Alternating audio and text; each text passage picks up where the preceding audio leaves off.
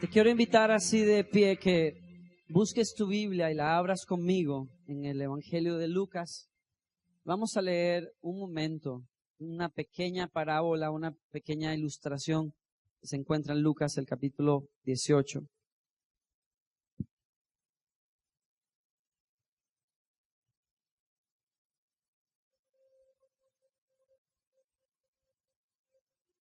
El capítulo 18 es la parábola que yo he llamado de la encrucijada del cambio. Es la parábola que responde a una pregunta esencial en la vida cristiana. ¿Qué tengo que hacer yo para cambiar?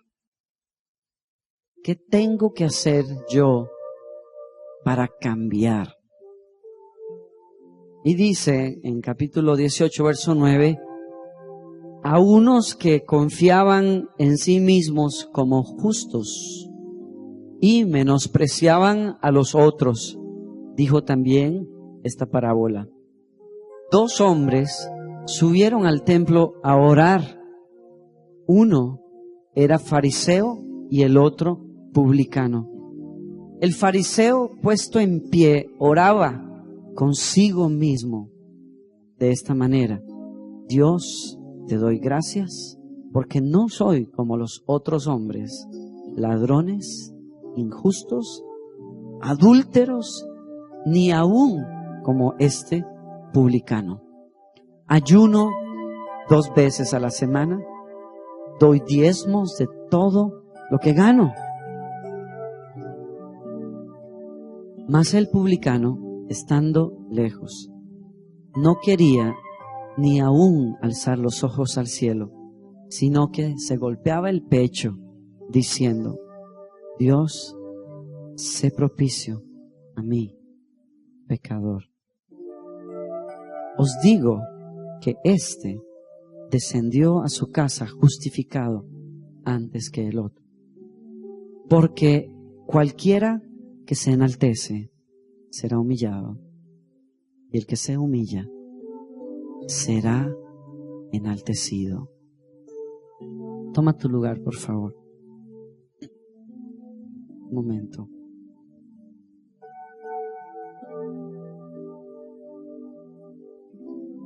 ¿Alguna vez te has preguntado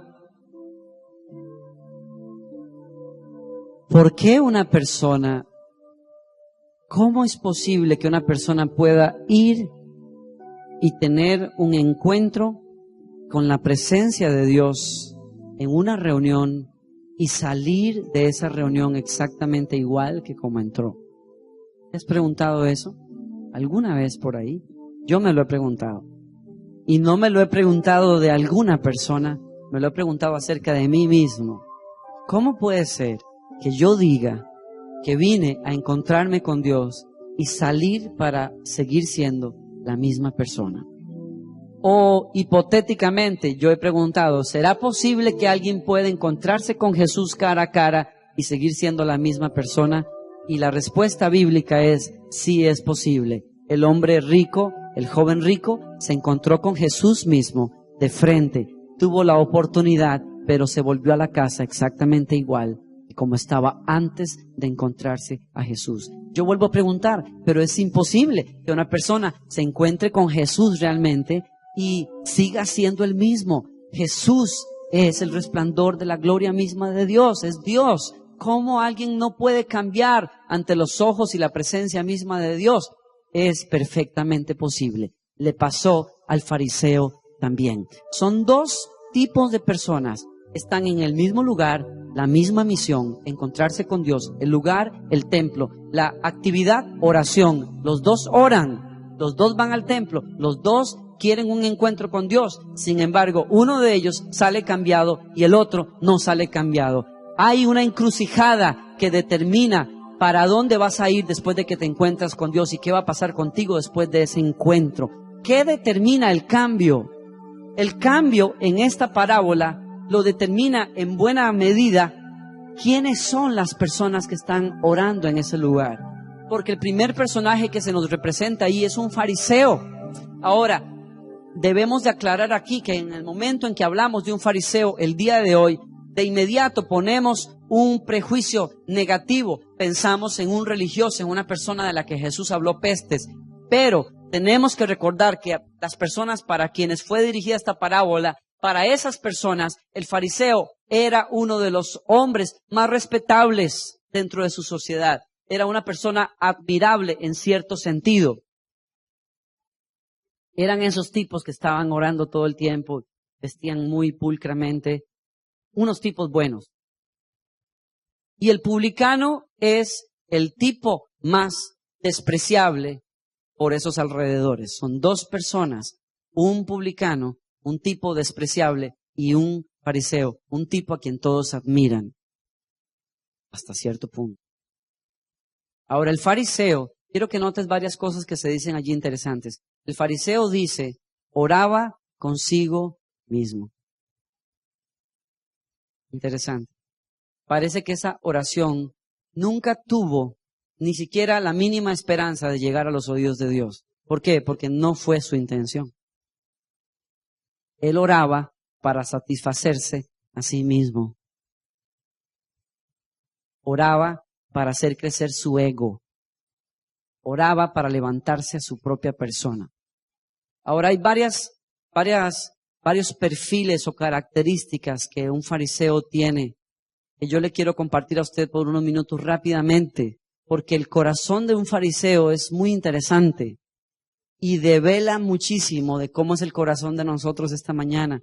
Yo quiero explicarle a usted por lo menos 4 o 5 cosas o rasgos del corazón de un fariseo. Número 1, los fariseos son personas o eran personas que ponían su esperanza de cambios internos en prácticas externas.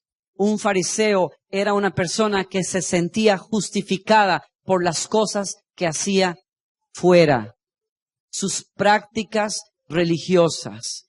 Pablo llama a la religión de los fariseos el culto a la fuerza de la voluntad propia. En Colosenses capítulo 2, verso 23, cuando Pablo se refiere al orgullo de los hebreos en su religión y a la apelación que tienen los hombres a las prácticas religiosas como cosas que ellos creen que les pueden cambiar, Pablo dice muy enfáticamente, tales cosas, hablando de fiestas, ayunos, oraciones y muchas otras cosas, tienen a la verdad cierta reputación, esto es Colosenses 2:23, cierta reputación de sabiduría en culto voluntario, en humildad y en duro trato del cuerpo, pero no tienen valor alguno contra los apetitos de la carne. Una cruda realidad que han descubierto muchas personas tarde o temprano.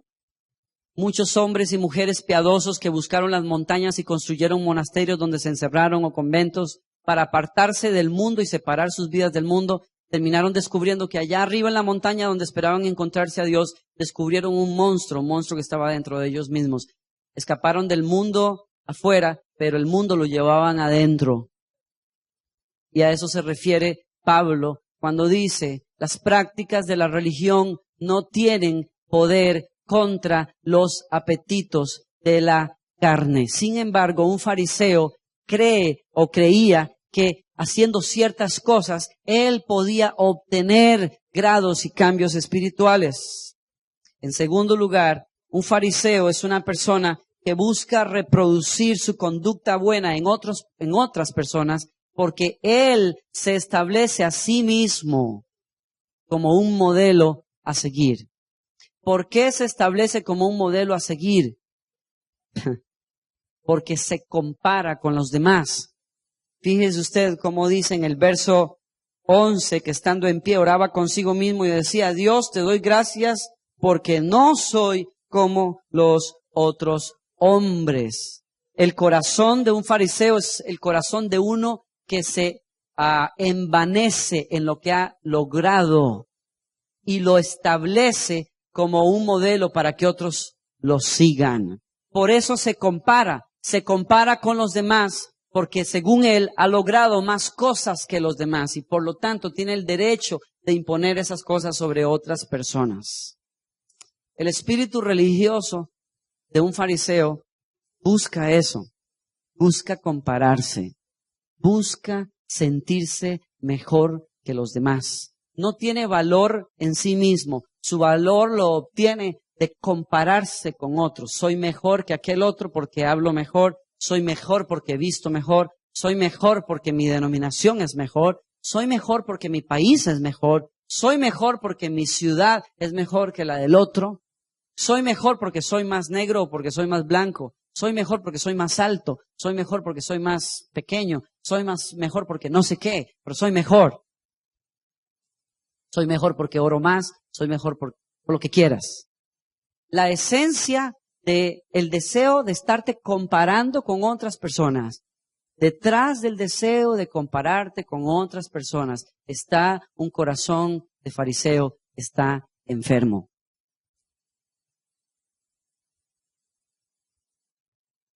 En tercer lugar, un fariseo es una persona que tiene una imagen falsa de Dios. Los fariseos llegaron a predicar a Dios como el guardador o vigilante del libro santo, cuyo favor solo se podía obtener a través de la observancia escrupulosa de la ley de Moisés. La religión se convirtió para ellos en una herramienta para intimidar y esclavizar en vez de liberar a las personas. Esa era la religión de los fariseos. Los fariseos eran personas que buscaban complacer a Dios a través de las cosas que hacían. ¿Por qué buscaban complacer a Dios? Porque Dios en la mente de ellos era un juez que juzgaba fríamente al que cumplía la ley o al que no la cumplía. Punto.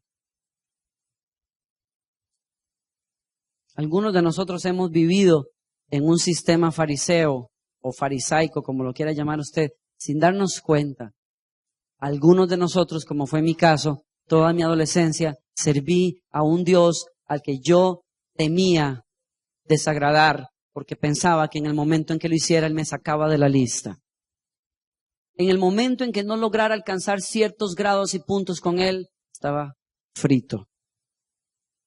Cuando lograba pegar ciertos puntos, me sentía muy orgulloso y sentía que Dios podía contar y usarme a mí. Cuando no lograba alcanzar esos puntos, me sentía miserable, me rechazaba a mí mismo, me hundía en la tristeza o en la depresión de creer que nunca iba a poder agradar a Dios totalmente. ¿Por qué los jóvenes, por qué los cristianos vivimos en esos altos y bajos todo el tiempo? ¿Por qué algunos días te sientes tan seguro de tu relación con Dios y otros días te sientes tan sumido en un autorrechazo, en un desprecio de tu persona porque has fallado en algún área? ¿Por qué eres tan ambivalente? ¿Por qué eres tan inconstante? ¿Por qué fluctuamos tanto?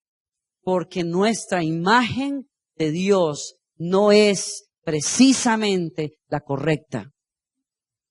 Tenemos una imagen distorsionada de Dios. Y como Joe lo decía hace un rato, nuestra falta de conocimiento personal del Dios al que adoramos nos hace errar, nos hace pecar también y nos hace huir de Él cuando lo que más necesitamos es correr hacia Él.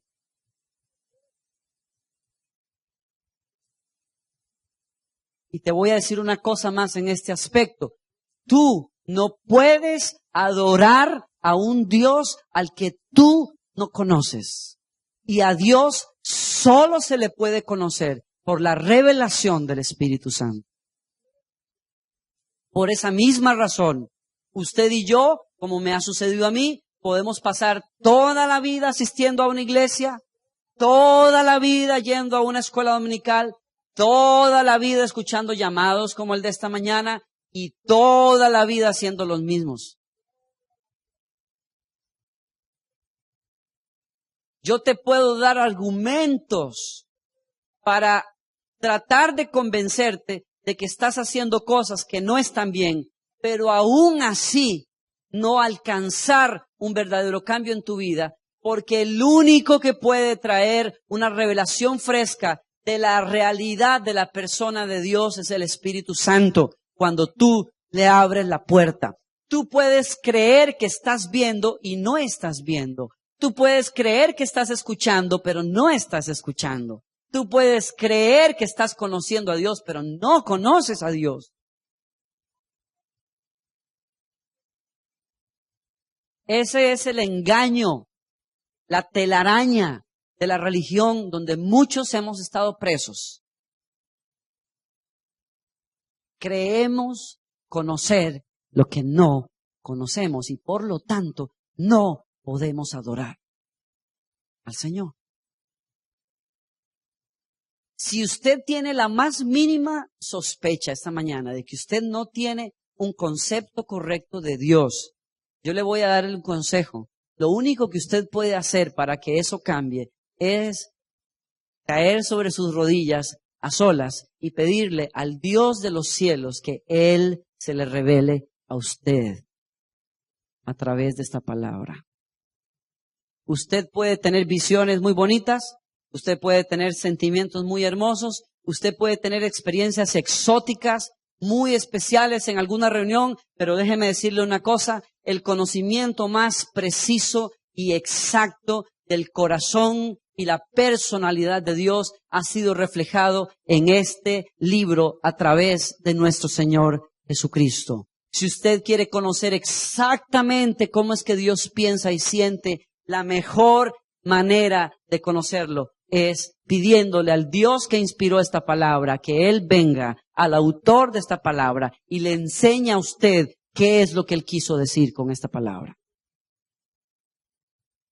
Y eso fue lo que los fariseos no hicieron. Yo debo decir una cosa más aquí porque estoy enfatizando la palabra, pero escúcheme bien lo que estoy diciendo. Estoy diciéndole a usted que usted y yo necesitamos ir al autor de esta palabra e invitarlo a Él a que nos revele esta palabra.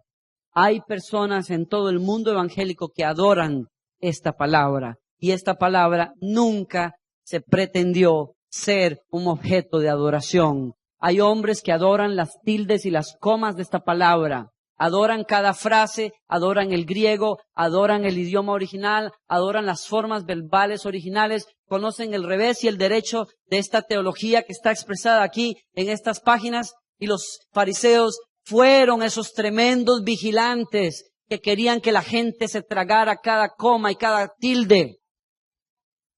Adoraron la letra de esta palabra, pero ignoraron el espíritu de esta palabra. Ignoraron la intención con que fue dicha esta palabra. Ignoraron el corazón del que hablaba estas palabras. Y ese es mi cuarto punto con los fariseos. Los fariseos tenían un sistema de principios y valores fuera de perspectiva. Un fariseo tiene un sistema de valores en desorden. ¿Por qué razón? Por ejemplo, Mateo 23:23 nos enseña a nosotros que los fariseos ponen de primero lo que es último y ponen de último lo que debiera ser primero. Jesús dice en Mateo 23:23, ay de vosotros escribas y fariseos hipócritas, porque diezmáis la menta, el eneldo y el comino, y dejáis lo más importante de la ley, la justicia, la misericordia y la fe. ¿Están viendo ustedes eso? Ellos exigían con una pesa al lado que las personas fueran exactas en diezmar hasta la menta. Las especias que cultivaban en sus propias casas eran tan estrictos para pesar y que las personas diezmaran cada hierba que crecía en sus casas para su alimento, su consumo personal. Pero no eran igualmente celosos para caminar en la justicia, en la misericordia y en la fe. También los fariseos cultivaban más la apariencia externa y abandonaban la santidad interna. Y fue de lo que habló Joe hace un rato. Mateo 23, verso 25 al 28. Dice el Señor, hablando a los fariseos, porque limpiáis lo de fuera del vaso y del plato, pero por dentro estáis llenos de robo y de injusticia. Más adelante dice que por fuera se muestran hermosos, mas por dentro están llenos de huesos de muertos y de toda inmundicia. Y termina diciendo, así que vosotros por fuera, a la verdad, os mostráis justos a los hombres, pero por dentro estáis llenos de hipocresía e iniquidad. Son palabras muy serias, muy fuertes, dirigidas del corazón de Jesús, el Maestro, a las personas a las que Él confrontó con mayor dureza durante su ministerio en la tierra. Y yo tengo que confesar y tengo que admitir que Jesús no pudo ser más preciso cuando habló de esa manera al corazón del hombre, porque al dirigirse a los fariseos se dirigió a una de las áreas más mórbidas y sucias del corazón de todos los seres humanos.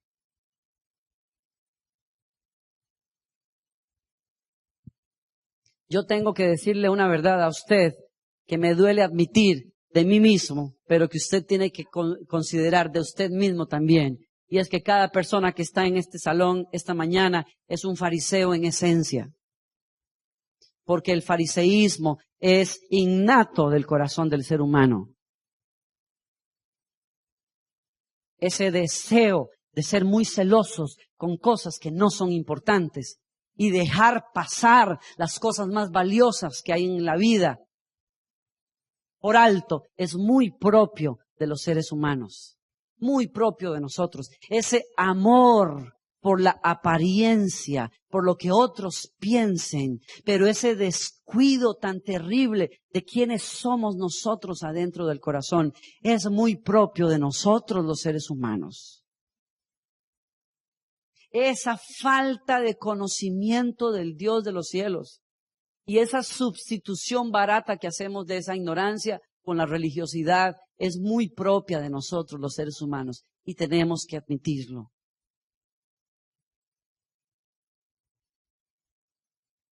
Cuando yo inicié sirviendo en una iglesia a los 13 años, con tanto amor, con tanta dedicación, con tantas ganas, yo no sabía qué tan fácilmente yo podía convertirme en un fariseo. Y a veces he dicho que yo era un fariseo en potencia, pero no, yo no era un fariseo en potencia, yo era un fariseo desarrollado realmente. Busqué pulir lo más posible mi imagen externa, hablando lo correcto, pareciendo el hermanito, buena gente, evangélico, con la Biblia grande debajo del brazo, siempre vestido con pantalones oscuros y camisas blancas con corbata, porque yo quería ser predicador a mis 15 años, orando largas oraciones todos los días, 5 horas por lo menos, ayunando 3 veces a la semana, muy orgulloso de eso. Cuando Dios me usaba entre los jóvenes y yo volví a mi casa muy agradecido con el Señor, dentro de mi agradecimiento había un sentimiento como de que, bueno, pues para algo tuve que orar 5 horas, ¿no? O sea, Dios tiene que usarme. Por supuesto, uno nunca va a decir esas cosas. Yo tenía esa mezcla de misticismo religioso que tienen algunas personas, especialmente líderes, a los que nos gusta muchísimo que las personas nos piensen que somos como algo salido de otro planeta o de otro mundo, algo demasiado especial para estar aquí con los mortales.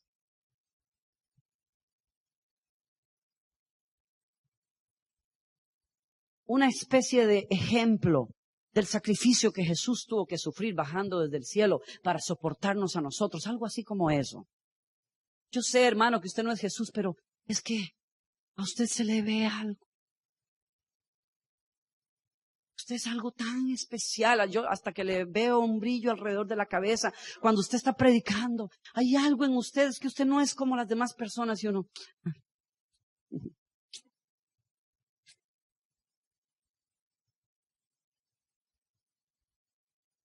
Yo tenía ese tipo de misticismo con el que hemos revuelto la experiencia con Dios.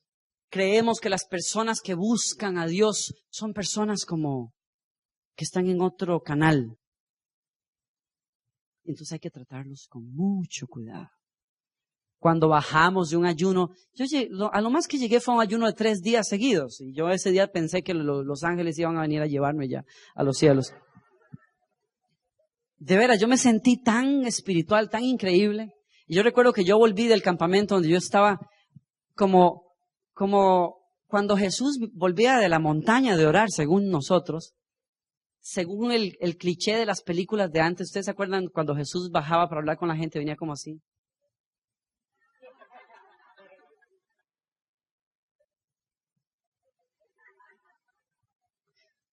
Justo antes de escoger a los discípulos, él estaba como así.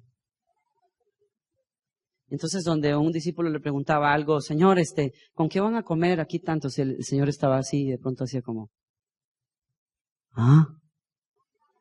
porque él estaba en otro planeta totalmente.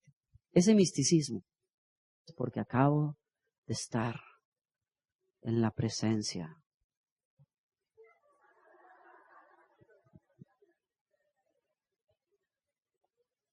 Ese tipo de misticismo barato, con el que queremos apantallar a las personas para que nos respeten. Amamos eso. Uno de los jóvenes se me acercó un día y me dijo, Danilo, ¿cómo quisiera ser como usted? Un hombre de oración así como usted. Y yo, ay, mi hermano. Y ya cuando se fue, yo estoy así pensando en aquello y digo, wow. Me toca el hombro el Espíritu Santo y me dice, qué hipócrita que eres. No solamente nunca oras, sino que amas que la gente piense que tú oras.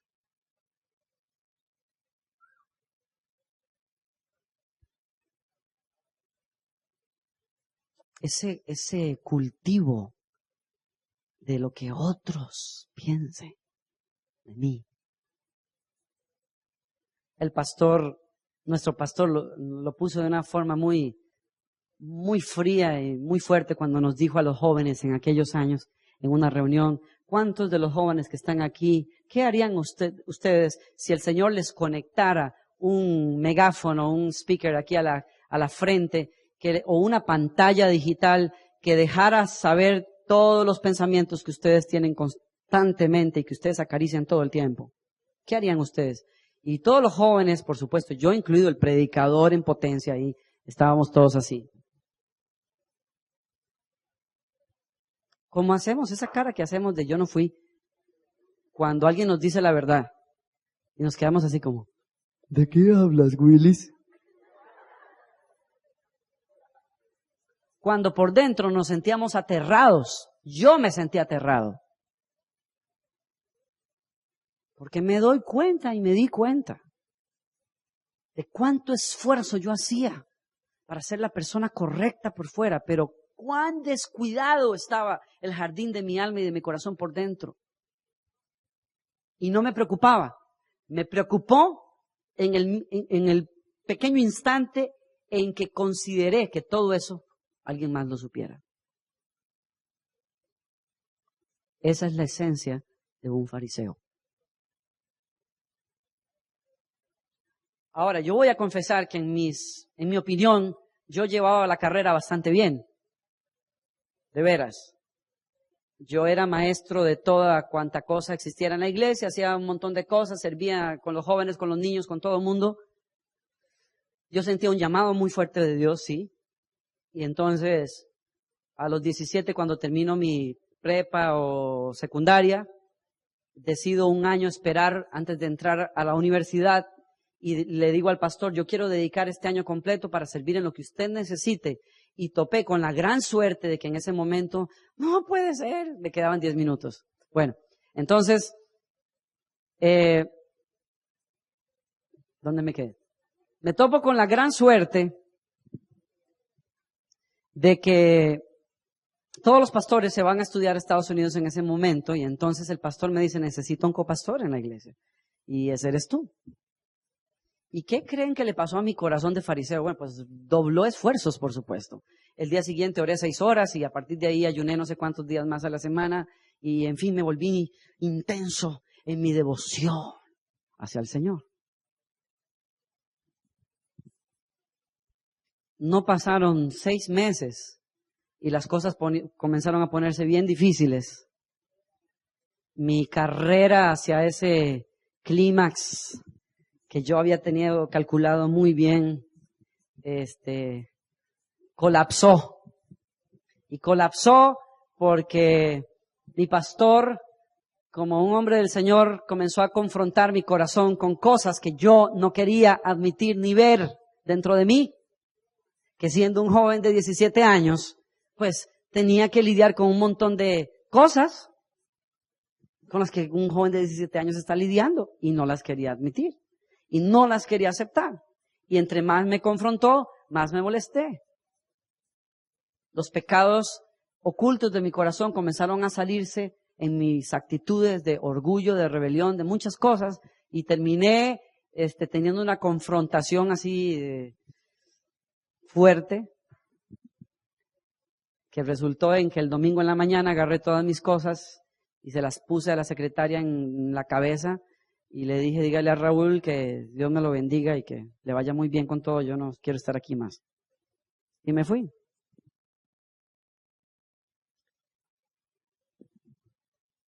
Esa última decisión de irme de la iglesia, cuando fui confrontado y me sentí humillado también, porque según yo estaba bien, esa fue la mejor muestra de quién era yo. Me estrellé a 200 kilómetros por hora contra mi propio pecado. Y fue lo mejor que me pudo pasar para despertar después del golpe, dándome cuenta quién era yo. Sí, no es necesario que uno pase por eso, pero sí es necesario en otro sentido.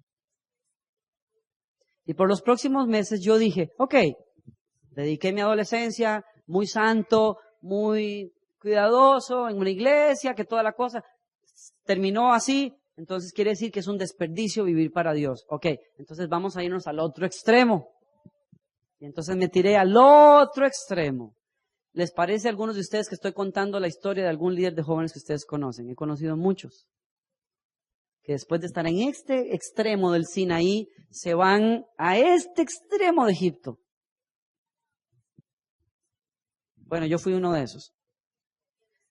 Me topé con un problema y es que no quería estar en la iglesia, tampoco podía estar metido en el mundo. Yo no entiendo lo que me pasó a mí. Porque yo conozco amigos míos que cuando se decidieron irse al mundo a revolcarse en todo lo que pudieron, nadie los detuvo y les fue terrible. Pero yo no sé qué pasaba conmigo. No podía. Dios no me dejaba pecar a gusto. Era una cosa espantosa.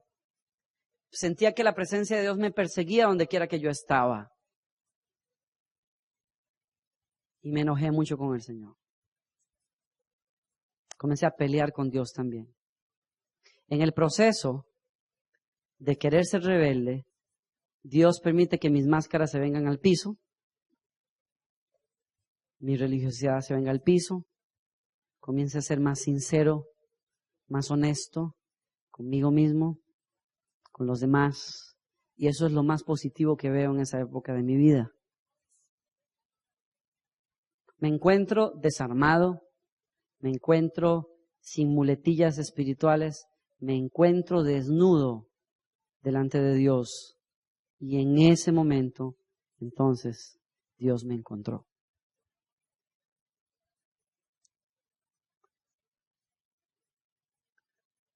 Yo me siento muy identificado con otro personaje en la Biblia que tuvo una experiencia así y que se llama Jacob, porque Jacob fue una persona que desde que nació quiso arrebatar y tomar cosas espirituales, pero no sabía cómo. Él quería cambiar, pero él creía que el cambio se realizaba a través del arrebatar cosas que no le pertenecían a él. Por eso su nombre fue usurpador o suplantador desde que nació. Se recordará usted que nació agarrado del calcañar de su hermano Esaú porque él quería nacer primero, pero su hermano era el que tenía que nacer primero. Sin embargo, pocos años después le robó a su hermano el derecho de ser el primogénito con un plato de lentejas. Y unos pocos años después, cuando su padre está a punto de morir, le roba a su hermano la bendición patriarcal, sustituyendo a su hermano por engaño.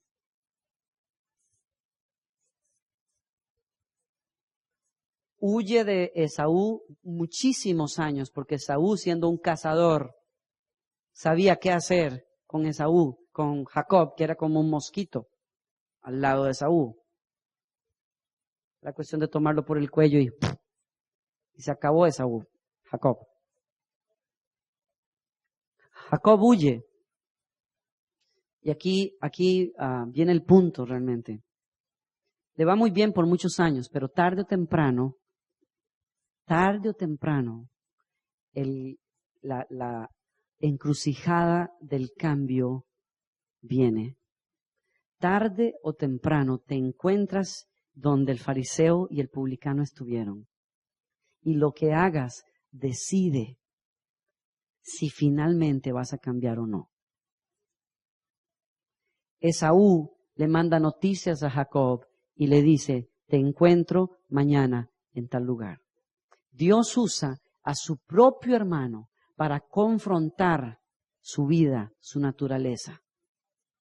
Jacob, aterrado, manda a toda su familia primero y manda regalos delante de Esaú, porque sabe que el día del juicio final llegó para él, y se queda en una montaña solo.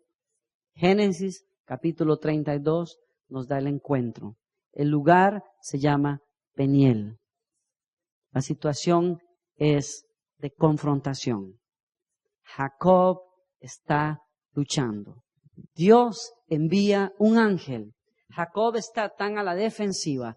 Cuando mira a aquel ángel, lo agarra del pelo y lucha con él por horas. En el proceso de lucha, Jacob descubre que este ángel es un enviado de Dios. Y entonces no lucha tanto por defenderse, lucha para obtener de ese ángel lo que ha estado buscando toda su vida. Un nombre diferente, un corazón diferente. No puede pretender más porque su corazón ha sido delatado. Su propio suegro le hizo probar un poco de su propia medicina. Lo engañó dándole a la mujer que no quería. Y Jacob capta el mensaje y entiende quién ha sido él. Está luchando, pero ya no lucha con Esaú en el vientre. Ya no está luchando con su papá. Ahora está luchando con Dios mismo, porque quiere ser cambiado. El ángel ve el sol salir, toca a Jacob en cierta parte de su cuerpo para que lo suelte. Jacob cae para atrás, queda postrado en el suelo. Y cuando está postrado en el suelo y no puede pelear, ni puede arrebatar, ni puede pretender más, cuando está en esa situación, es entonces que Dios se voltea a Jacob y le hace la pregunta que cambia a las personas. ¿Cuál es tu nombre?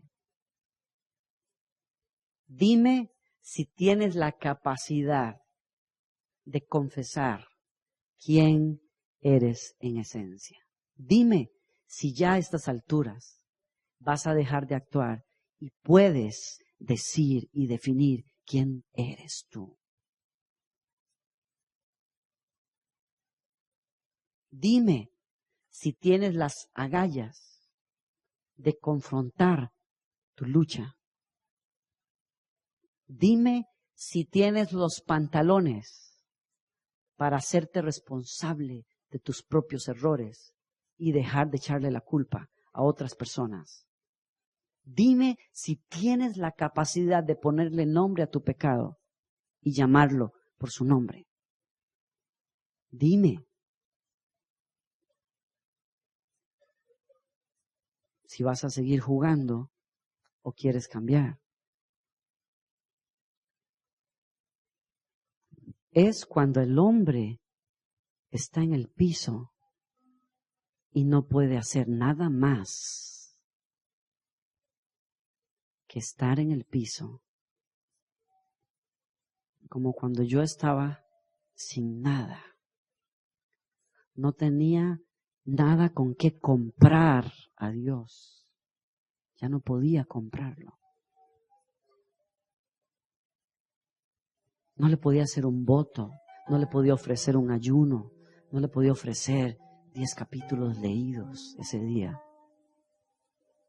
Y en esa situación, cuando el hombre se quiebra,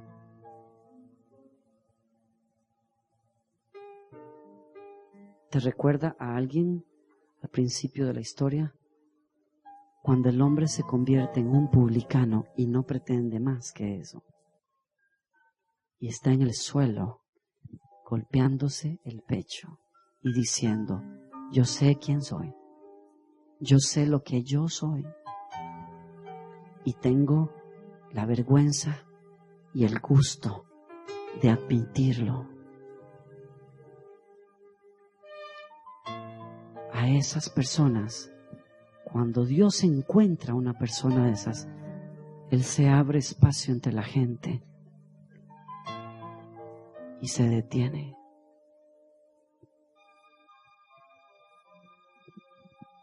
Porque la Biblia dice que el alto y sublime del que escuchamos en Isaías, el alto y sublime, que habita las alturas de la santidad y mora en la casa misma de la luz, se humilla cuando encuentra un corazón contrito y humillado.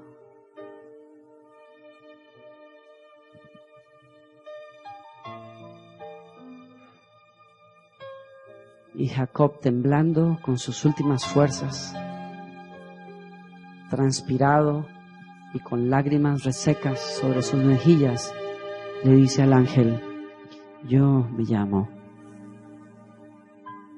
usurpador. Mi lucha es esa. Te lo confieso. Yo me llamo uno que engaña. Así me llamo. Y entonces el ángel apunta hacia Jacob y le dice, ahora me puedo ir.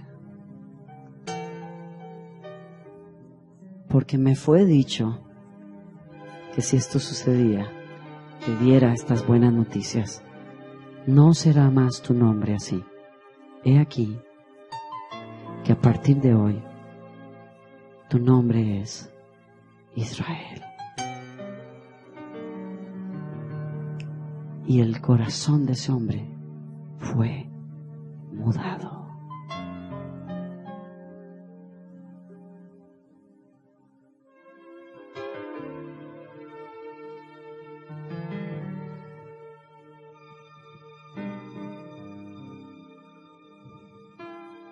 ¿Cómo es que el ser humano cambia? Cambia cuando se humilla. Alguien me dirá, yo me hinqué hace unos 4 meses atrás en un campamento, o hace 10 años yo recuerdo que yo lloré mucho en un altar. Yo le dije al Señor una vez, hace unos años, en que estaba atravesando una época de sacudimiento espiritual. Le dije, Señor, ¿hasta cuándo? ¿Hasta cuándo quieres sacudirme? O le dije, ¿hasta cuándo tengo que agachar mi cabeza? ¿O hasta cuándo tengo que buscarte y llorar para ser cambiado? Y me dijo el Señor, hasta siempre. Porque el arrepentimiento no es una experiencia de un día en la vida de mis hijos. Es un estilo de vida. La humildad no es un evento de un llamado. Es una forma de vida.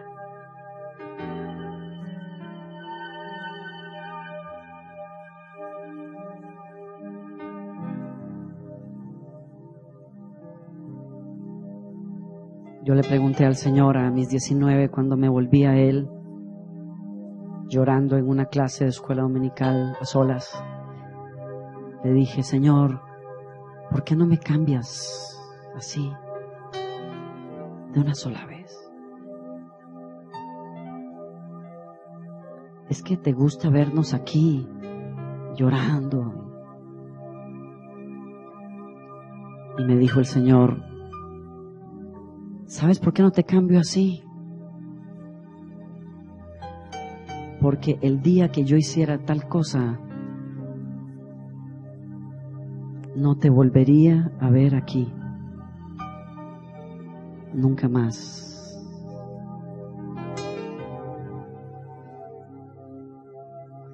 Y comencé a llorar más. ¿Sabes por qué? Porque en ese instante Dios delató mi pecado más grande, que es mi independencia de Dios. No quiero depender de Dios para cambiar. No quiero buscar a Dios. Sin embargo, Jesús dijo, mi yugo es fácil. El camino al descanso espiritual es tomar el yugo y depender. Lo puso en otras palabras cuando dijo, tome su cruz cada día. ¿Qué estás diciendo, Danilo? Que puede ser que hoy venga y pase muy bien el día porque estoy acá, pero ¿qué garantiza que mañana no vaya a caer? Y te voy a decir ¿qué lo garantiza? Nada. Excepto que mañana te será dada la gracia para vivir mañana.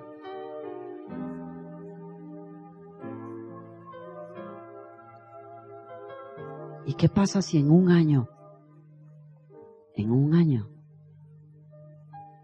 te será dada la gracia para ese día? Si decides depender de Dios. ¿Qué usa Dios para que cambiemos? Termino.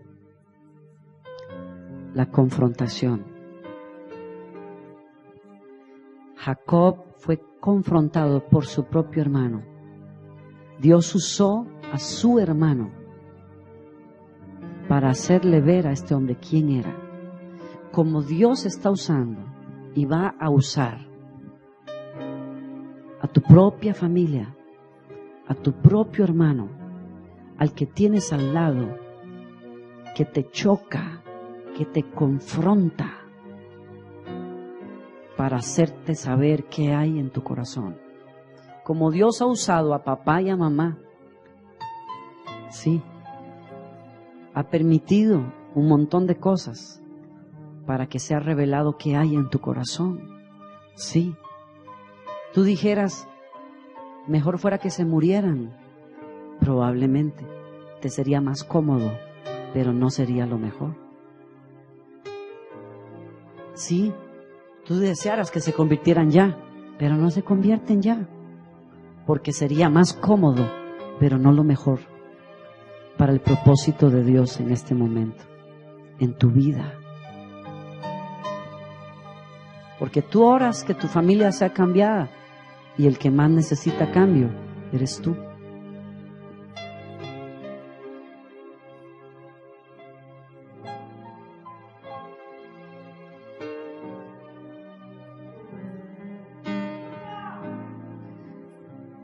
Dios te va a confrontar.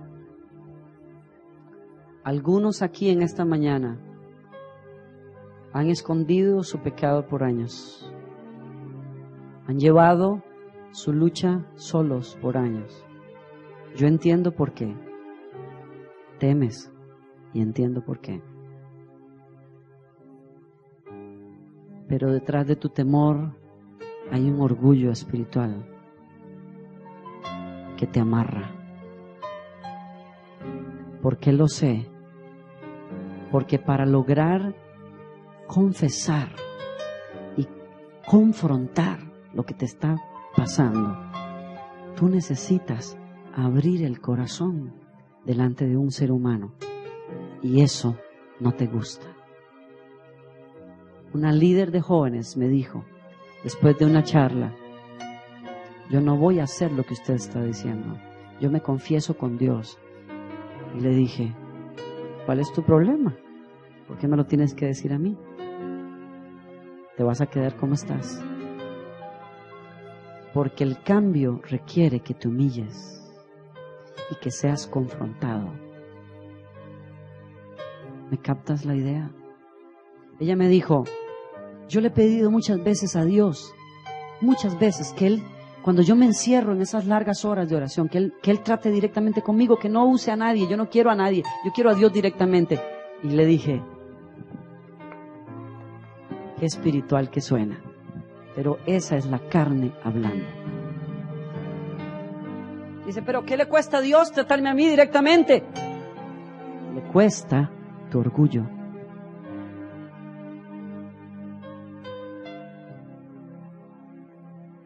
Al ignorar tú, óyeme, le has pedido a Dios la salida, pero has ignorado que la salida está a través de la mano de alguien, hombres y mujeres de Dios,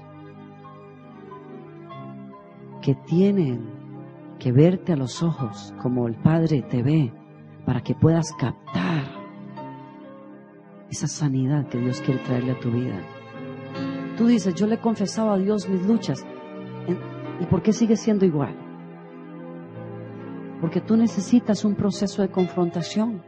Necesitas conversar, hablar y luego escuchar la verdad de Dios en labios de personas que son maduras y capacitadas para esto. Personas que te van a decir, en esto no estás pensando bien. En esto tú no estás creyendo bien. ¿Quién te dijo eso? Y te vas a asustar y decir, pues lo he creído toda la vida. Pues estás equivocado, estás equivocada. Dios no es así. Y esas palabras y esos ojos de Dios pintados en los ojos de alguien van a revelar tu corazón. El hecho de tener que apoyarte en otra persona que cuesta, que no te gusta, porque dices, es un ser humano igual que yo. No me gusta depender de otra persona. ¿A quién le gusta? Odio. Se los voy a confesar, odio depender de otras personas. Ese es mi pecado, sí. Odio depender de otras personas. Y Dios, entre más crezco, más me obliga a depender de otros.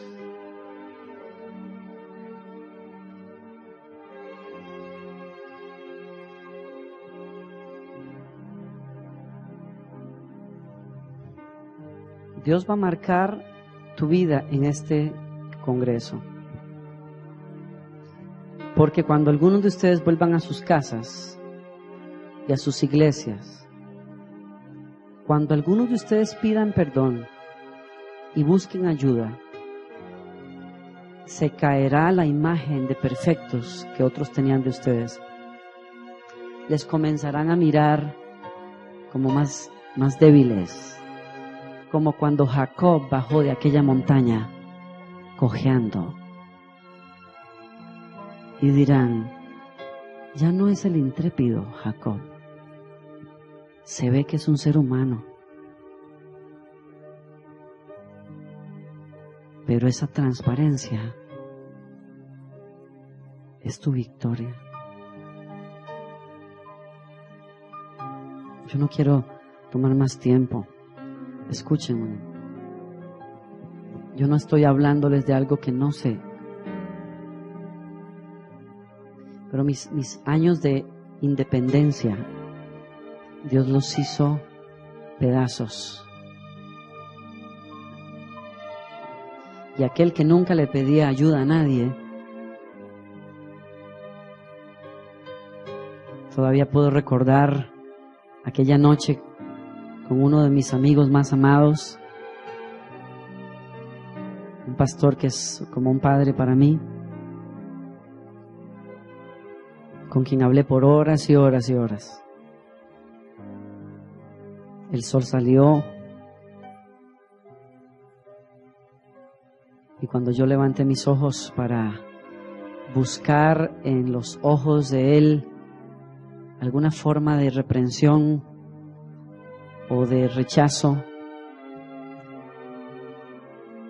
encontré los ojos de Dios mirándome con un amor que nunca había visto y diciéndome: ya no estás solo, ¿verdad? Yo te voy a ayudar. Vamos a salir juntos.